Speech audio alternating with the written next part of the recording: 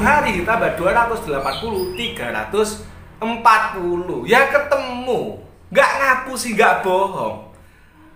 340 hari bisa melahirkan 2. Dari kelahiran yang pertama dan kelahiran yang kedua. Resepnya apa? Simak sampai habis.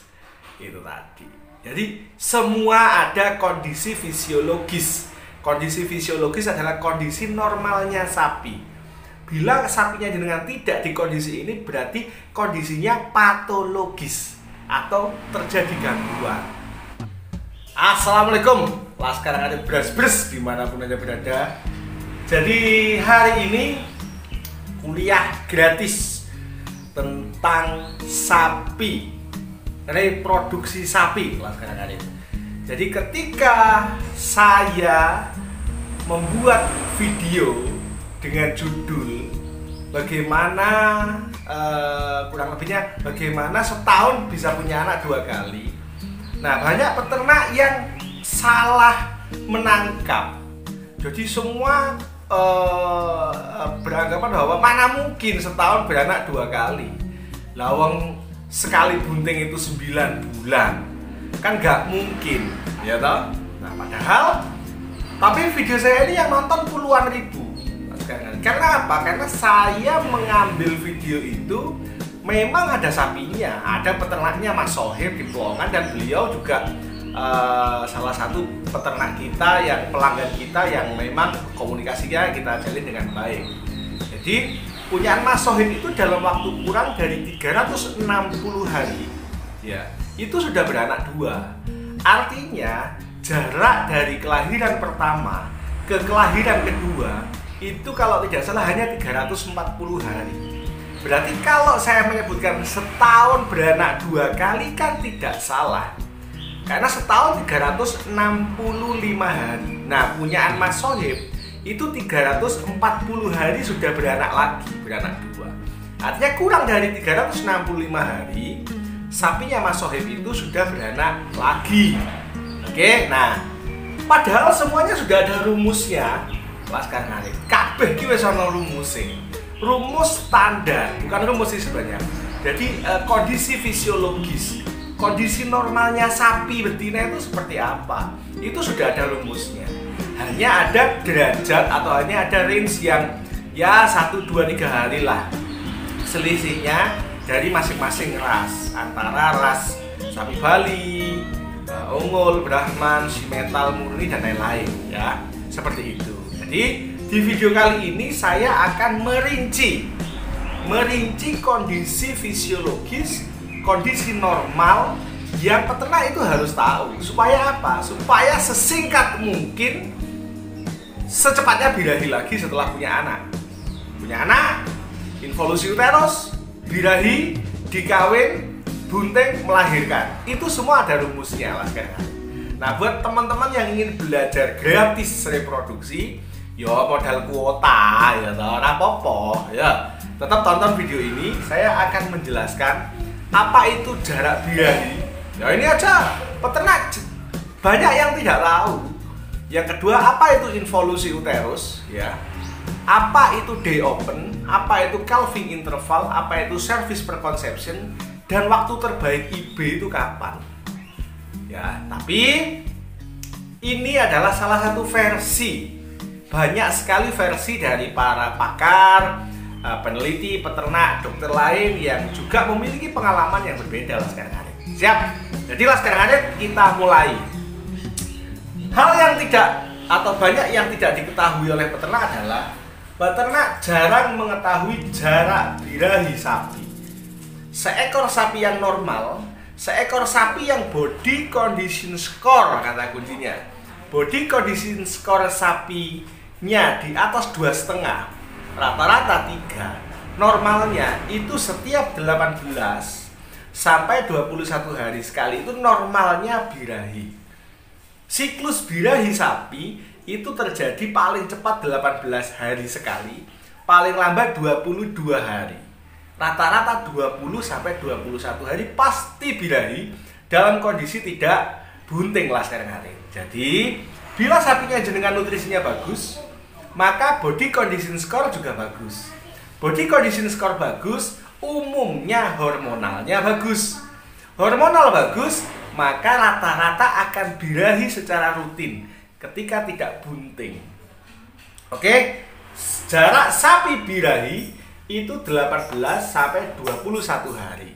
Karena apa? Ada fase pre-estrus, fase estrus, med-estrus, diestrus. Ya toh? Pre-estrus terjadi 1 sampai dengan 3 hari. Itu fase sebelum sapi birahi puncak. Mulai tidak mau makan, mulai bengok-bengok, mulai keluar lendir tapi belum puncak. Itu terjadi 1 sampai dengan 3 hari lah sekarang. Oke. Yang kedua, fase estrus atau fase puncak birahi. Hanya terjadi 24 jam saja atau kurang dari 24 jam. Maka dari itu teman-teman harus tahu, ciri-ciri dari sapi puncak birahi adalah abang, abuh, anget, keluar lendir, naik-naik, dinaiki diem, ekornya jentar, ya, keluar lendir bening, vagina vulvanya dibuka merah. Itu ciri-ciri sapi puncak birahi. Fase med-estrus terjadi 3 sampai dengan 5 hari. Setelah dikawin kok keluar darah, yaitu fase mes-estrus. Fase pecahnya pembuluh darah, pecahnya korpus hemoragicum sehingga keluar menjadi seperti menstruasi. Apakah semua sapi mengalami? Sebenarnya semua sapi mengalami, tetapi tidak semua sapi manifestasinya itu keluar darah. Siap? Oke? Dan yang keempat adalah fase diestrus, itu terjadi 11 sampai dengan 15 hari. Kalau di total semuanya 18 sampai 21 hari sekali. Oke, jarak sapi birahi yang normal dengan BCS yang bagus itu 18 sampai 21 hari sekali. Kita lanjutkan poin yang kedua. Sapi bunting. Begitu sapi bunting, ya. Sapi bunting 270 sekian sampai 280 sekian hari. Itu sapi bunting. Apakah ada yang sampai 290? Ada. Ada. Ya, apakah ada yang lebih dari 290 hari? Ada.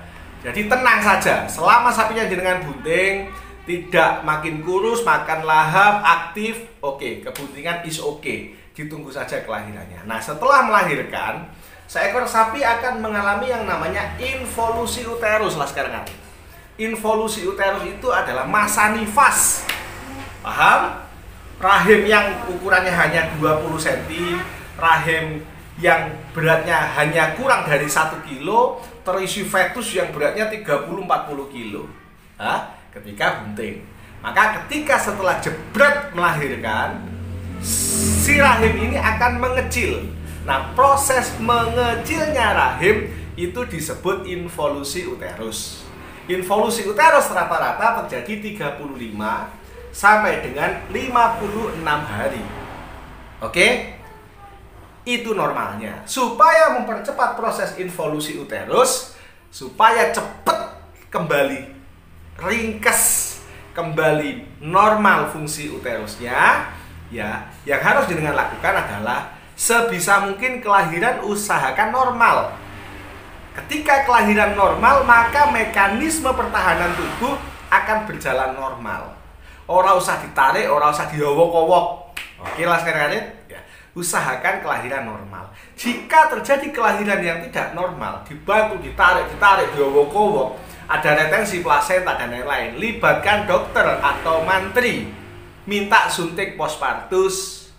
Suntik postpartus adalah suntik yang dilakukan 1 kali 24 jam setelah sapi melahirkan. Tujuannya adalah memberikan apa yang dibutuhkan oleh si induk. Jika butuh antibiotik ya disuntik, butuh kalsium ya disuntik, butuh metabolisme ya disuntik, dan lain-lain sesuai dengan kebutuhan. Supaya apa? Supaya proses involusi uterus bisa terjadi di 35 sampai 56 hari. Manfaatnya apa? Ketika sapinya jenengan 35 sampai 56 hari sudah birahi, sudah involusi uterus, maka rata-rata di usia 40 hari sapinya jenengan sudah birahi. Enak toh? Setelah 40 hari birahi, disarankan dikawinkan di birahi yang kedua, atau di birahi di usia 60 hari atau usia anak 2 bulan, induk sudah bisa di IB lagi lah sekarang hari. Maka yang terjadi adalah day open yang ketiga. Day open adalah jarak antara sapi melahirkan sampai sapi bunting lagi. Ya. Ini dianjurkan normalnya nek sapimu sehat itu 60 hari sampai 90 hari. Sapinya jenengan itu dari jarak melahirkan maksimal 90 hari harus sudah bunting. Kui normale sapi. Kita kasih toleransi sampai 120 hari. Kalau dari jarak melahirkan, ya toh, kok lebih dari 4 bulan atau 120 hari belum bunting, berarti sapinya bermasalah lah sekarang hari ini. Masalahnya ada bisa di hormonal karena kurus kurang makan, atau ada di infeksi rahim. Ini yang paling banyak. Bisa stres juga bisa, dan lain-lain. Oke, ketika proses involusi uterus berjalan dengan baik, maka day open juga akan mepet mas kayak day open akan mepet. Day open jarak antara sapi melahirkan sampai bunting kembali itu dianjurkan 60 sampai 90 hari. Kudu wis meteng harus sudah bunting lagi. Oke, caranya balik ke atas supaya proses involusi uterusnya cepat. Biarkan lahir normal dan lakukan treatment postpartum sesuai dengan kebutuhan. Oke, bila sapinya jenengan ketemu day open 60 sampai 90 hari sudah bunting, kuwi wis masuk hitungan. Habis melahirkan, ya toh, 3 bulan sudah bunting, top. Maksimal 4 bulan harus sudah bunting. Lebih dari itu bermasalah lah sekarang hari. Kita lanjutkan. Ada yang disebut dengan calving interval. Calving interval ini adalah jarak antara dua kelahiran. Kelahiran pertama, kelahiran kedua, atau kelahiran sebelumnya dan kelahiran selanjutnya. Ini jaraknya 360 sampai 380 hari. Iki wes jarak normal maksimal. Nah, yang saya liput kemarin itu punyaan Mas Sohib itu hanya 340 hari. Artinya jarak dua kelahiran punyaan Mas Sohib itu kurang dari 360. Top banget. Jadi 340 hari melahirkan 2 kali. Dari kelahiran pertama ke kelahiran kedua hanya 340 hari. Resepnya apa ya? Ya sudah ini kita jelaskan. Ya, sekarang ada yang disebut calving interval. Calving interval adalah jarak dua kelahiran 360 sampai 380. Lebih dari 380 hari, ya tidak normal. Berarti ada yang molor. Entah birahinya mundur, day opennya mundur, involusi uterusnya mundur. Penyebabnya ya nutrisinya kurang atau terjadi infeksi rahim. Oke, kita lanjutkan. Yang kelima ada service preconception. Service kui layanan, per kui dibagi, conception kui kebuntingan. Apa sih yang dimaksud dengan service preconception? Service preconception itu adalah sapinya jenengan itu butuh berapa kali IB, butuh berapa kali kawin untuk bunting. Disarankan 1 sampai 2 kali saja. Maksimal toleransi 3 kali kawin. Lebih dari 3 kali kawin kok nggak jadi, berarti ada yang salah. Entah sapinya tidak birahi, entah jenengan deteksinya birahi tidak pas, atau faktor pengerjaannya, kualitas sperma dan lain-lain. Jadi jenengan evaluasi, kok sapiku kawin lebih dari 4 kali, berarti ada yang harus dievaluasi. Rajin-rajin nonton video ini, video-video saya, atau langsung konsultasi dengan dokter setempat. Jadi service preconception adalah layanan yang dibutuhkan untuk kawin. Untuk bunting. Layanan kawin yang dibutuhkan untuk sekali bunting. 1 kali oke, 2 kali oke, 3 kali maksimal. Lebih dari 3 kali kawin kok tidak bunting, bermasalah. Oke, yang selanjutnya 6. Waktu terbaik IB kapan? Sel telur ini ada waktunya untuk dilepaskan. Sperma memiliki masa hidup hanya sekian jam. Bagaimana caranya sperma ini masuk, lalu dia tetap hidup pada saat si ovum ini dilepaskan? Kan itu intinya lah sekarang hari ini. Ya toh? Nah, banyak sekali versi, banyak sekali ada tabel, bahkan di internet itu ada tabel. Saya pernah diprotes, "Dok, di tabel ini kok sekian persen?" Tapi yang ilmu yang kita dapatkan di lapangan maupun di bangku kuliah disarankan sepertiga terakhir. Ya, ada yang menyarankan 8 sampai 12 jam. Ada yang menyarankan 12 sampai 24 jam.